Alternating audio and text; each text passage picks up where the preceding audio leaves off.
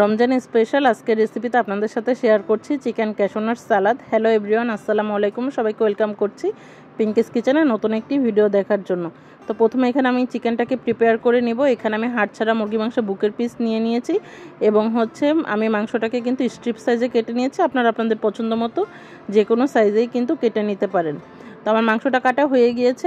এখন এটা ম্যারিনেট করার জন্য এখানে দিয়ে দিয়েছি আদা রসুন বাটা, দিয়ে দিয়েছে এখানে সয়া সস, দিয়ে দিচ্ছি এখানে স্বাদ মতো লবণ, দিয়ে দিচ্ছি কালো গোলমরিচের গুঁড়ো, আরও দিয়ে দিচ্ছি এখানে লেবুর রস। লেবুর রসটা এখানে অবশ্যই ব্যবহার করার চেষ্টা করবেন। এখন দিয়ে দিচ্ছি এর মধ্যে একটা ডিমটা দিয়ে আমি সবগুলো উপকরণ খুব ভালোভাবে মেখে নিচ্ছি। কিছুটা মাখা হয়ে গেলে আমি এর মধ্যে দিয়ে দিব কর্নফ্লাওয়ার। আমি কিন্তু আজকে চিকেনটাকে অনেক বেশি ফ্লাফি করব না। আপনারা যদি অনেক বেশি ফ্লাফি করতে চান তাহলে কিন্তু কর্নফ্লাওয়ারটা একটু বেশি পরিমাণে দিবেন।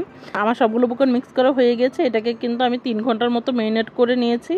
আপনাদের হাতে যদি একদমই সময় না থাকে আপনারা অ্যাটলিস্ট আধা ঘন্টার জন্য ম্যারিনেট করে নেবেন। এখন চিকেনগুলো ভেজে নিব। তো ভাজার জন্য কড়াইতে আমি তেল গরম করে নিয়েছি। এখন এর মধ্যে আমি চিকেনগুলো দিয়ে দিচ্ছি। খুব বেশি গরম তেলের মধ্যে কিন্তু চিকেনগুলো ভাজবো না, এতে করে চিকেনটা সাথে সাথে কালার চলে আসবে এবং ভিতরে কিন্তু চিকেনটা হার্ড হয়ে যাবে।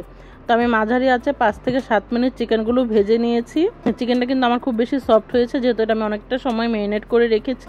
আমি আপনাদেরকে ছিঁড়েও দেখাচ্ছি। আমার চিকেনটা কিন্তু অনেক বেশি সফট হয়েছে এবং চিকেনের ভিতরে যে জুসিনেস এটাও কিন্তু একদম পারফেক্টলি আছে। তো এখন এর মধ্যে দিয়ে দিচ্ছি আগে থেকে কেটে রাখা শসা, দিয়ে দিচ্ছি এখানে গাজর কুচি, দিয়ে দিচ্ছি এখানে ক্যাপসিকাম কুচি, দিয়ে দিচ্ছি এখানে টমেটো কুচি, দিয়ে দিচ্ছি এখানে রসুন কুচি, দিয়ে দিচ্ছি এখানে কাঁচামরিচ কুচি, আরও দিয়ে দিচ্ছি এখানে পেঁয়াজ কুচি, দিয়ে দিচ্ছি এখানে কালো গোলমরিচের গুঁড়ো, দিয়ে দিচ্ছি এখানে সয়া সস, দিয়ে দিচ্ছি এখানে টমেটো সস, দিয়ে দিচ্ছি এখানে সাদা সিরকা বা ভিনেগার। এটা যদি আপনাদের হাতের কাছে না থাকে আপনারা এটা স্কিপও করতে পারেন।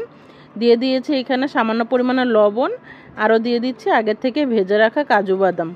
এখন এর মধ্যে আমি একটা সালাদ ড্রেসিং ব্যবহার করব। সালাদ ড্রেসিংটা ব্যবহার করলে কিন্তু সালাদের টেস্টটা অনেক বেশি ফ্লেভারফুল হয়। তো আমি এখন সবগুলো সালাদ একত্রে মিক্স করে এর মধ্যে দিয়ে দিব সামান্য পরিমাণে পুদিনা পাতা। আমি এটা হাত দিয়েই ছিঁড়ে দিয়ে দিচ্ছি। এখন এর মধ্যে দিয়ে দিচ্ছি কিছু বাঁধাকপি। আমি আজকে পার্পল কালারের বাঁধাকপিটা ব্যবহার করছি। আপনারা কিন্তু আপনাদের পছন্দ মতো যে কোনো ভেজিটেবলস এখানে ব্যবহার করতে পারেন। আমার বাটিটা যেহেতু একটু ছোট হয়ে গিয়েছিল, আমি একটা বড় বাটিতে ট্রান্সফার করে নিয়েছি সালাডটা।